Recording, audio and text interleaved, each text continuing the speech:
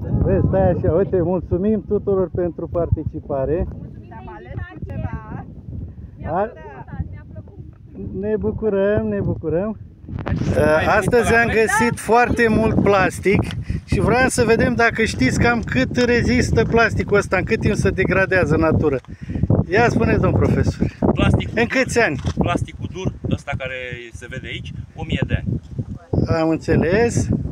Domnul Marian. Am ceva de 25 de ani, dar mă rog. Am înțeles. Domnul profesor. O activitate foarte frumoasă, vă mulțumim frumos. Am înțeles. Nu știți în cât timp se degradează? Nu știu, mulți anișori. Doar mulți ani. La fete vă mulțumim. Noi nici nu avem pretenții.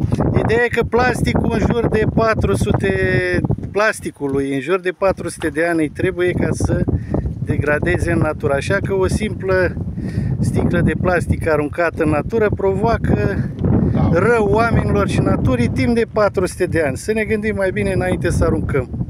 Sau să Mulțumim, Petre.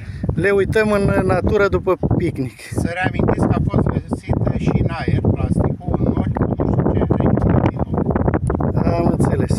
Ok, vă dorim o zi bună. Haideți, lopata.